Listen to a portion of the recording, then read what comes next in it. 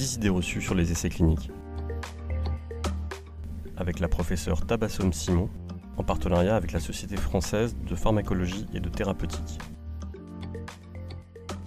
Idée reçue numéro 10. Pendant un essai clinique, aucun lien n'est fait avec ceux qui me soignent au quotidien. Alors ça dépend, parce que parfois ceux qui vous soignent au quotidien, en tout cas de manière fréquente, quand vous êtes hospitalisé ou quand vous avez une maladie pour laquelle vous venez souvent à l'hôpital, évidemment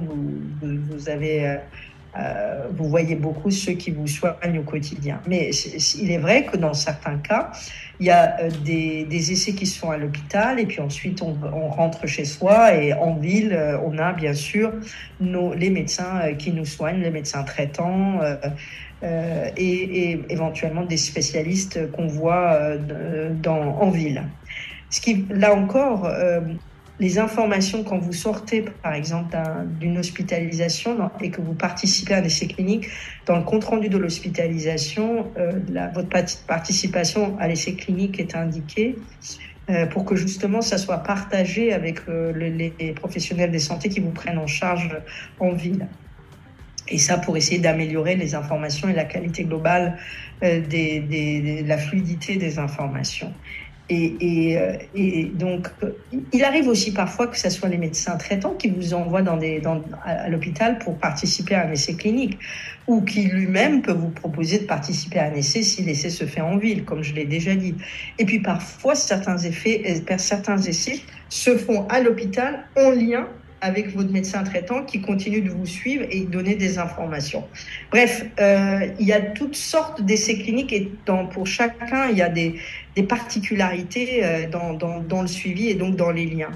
Et puis, à la fin, si jamais l'essai ne se fait qu'à l'hôpital, eh bien, une fois que les résultats des essais sont connus, ils sont transmis bien sûr à votre médecin traitant pour pouvoir justement lui dire ce qui s'est passé et donc vous pouvoir vous informer également par la même occasion des résultats, de leur signification, de ce que ça donne. Donc, et puis quand l'essai est terminé, là vous n'êtes plus soigné par le médecin qui vous a inclus dans l'essai, mais votre prise en charge se fera comme d'habitude, en fonction de la pathologie, dans le lieu du soin habituel de la pathologie en question.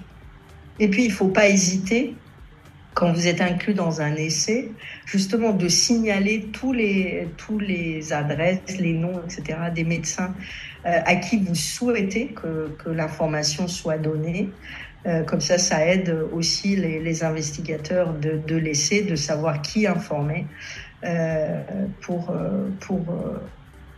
ces essais et leurs résultats.